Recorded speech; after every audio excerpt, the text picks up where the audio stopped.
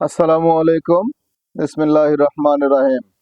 শ্রম আইন নিয়ে আলোচনা করার জন্য আরো একটি নতুন পর্ব নিয়ে আপনাদের মাঝে উপস্থিত হলাম। আমি হুসাইন আহমেদ আকাশ, সাধারণ সম্পাদক, বাংলাদেশ প্রগতিশীল নির্মাণ শ্রমিক ফেডারেশন। আশা করি সকলেই ভালো আছেন।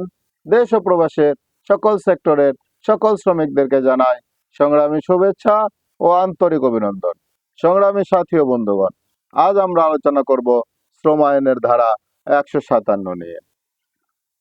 কোনো নোটিশ ও দাবি কোনো শ্রম আদালত ক্ষতিপূরণের কোনো দাবি বিবেচনায় আনিবেন না যদি না দুর্ঘটনা ঘটার পর যথাশীঘ্র সম্ভব এতদ নিম্নে বর্ণিত পদ্ধতিতে তৎসম্পর্কে নোটিশ প্রদান করা হয় যে দুর্ঘটনা ঘটিবার 2 বছরের মধ্যে অথবা মৃত্যুর ক্ষেত্রে উহার 2 বছরের মধ্যে দাবি উত্থাপন করা হয়। যে ক্ষেত্রে দুর্ঘটনা হইতে ধারা 150 এর বিধান প্রযোজ্য হয় এমন কোন রোগের সংক্রমণ, সেক্ষেত্রে দুর্ঘটনাটি উক্ত রোগ দ্বারা অক্ষমতার কারণে শ্রমিকের অবিচ্ছিন্ন অনুপস্থিতিতে প্রথম তারিখে ঘটিয়াছে বলিয়া গণ্য হয়।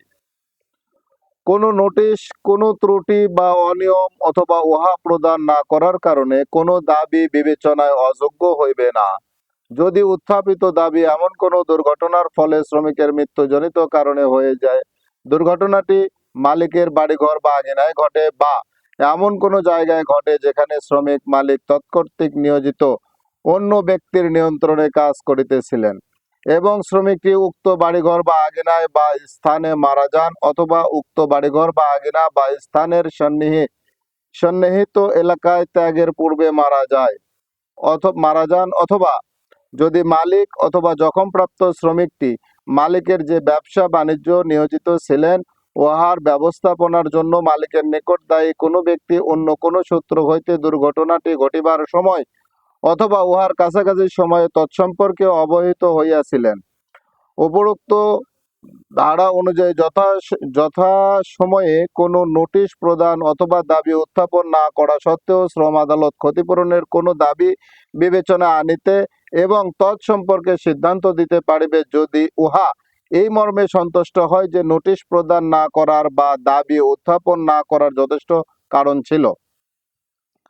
উক্তরূপ প্রত্যেক নোটিশে জখমপ্রাপ্ত ব্যক্তি এবং ঠিকানা দেওয়া হইবে এবং সহজ ভাষায় জখমের কারণ ও দুর্ঘটনার তারিখ বর্ণনা হইবে এবং ইহা মালিকের উপর অথবা জখমপ্রাপ্ত শ্রমিকটি মালিকের যে ব্যবসা বাণিজ্য নিয়োজিত ছিলেন উহার ব্যবস্থাপনার জন্য মালিকের নিকট দায়ী কোনো ব্যক্তির উপরে জারি করা হইবে। এই ধারার অধীনে কোনো নোটিশ যাহার উপর উহা জারি করিতে হইবে তাহার বাসায় অথবা অফিসে অথবা ব্যবসার স্থানে হস্তান্তর করিয়া অথবা রেজিস্ট্রি ডাকযোগে প্রেরণ করিয়া জারি করা হইবে। যে ক্ষেত্রে কোনো নোটিশ বই সংরক্ষিত হয় সেক্ষেত্রে উক্ত বইয়ের লিপিবদ্ধ করিয়া জারি করা যাইবে। সংগ্রামী সাথী ও বন্ধুগণ, অত্যন্ত গুরুত্বপূর্ণ একটি বিষয় নিয়ে আজ আমরা আলোচনা করলাম। আশা করি সকলে বুঝতে পেরেছেন। দেশের প্রচলিত আইনের প্রতি শ্রদ্ধাশীল হয়ে বাংলাদেশের শ্রম আইন মেনে চলার জন্য সকল মালিক এবং শ্রমিককে অনুরোধ করে সকলে সুস্বাস্থ্যের দীর্ঘায়ু কামনা করে আমার নিজের জন্য দোয়া চেয়ে নিয়ে আজকের পর্ব এখানে শেষ করছি। আসসালামু আলাইকুম। আল্লাহ হাফেজ।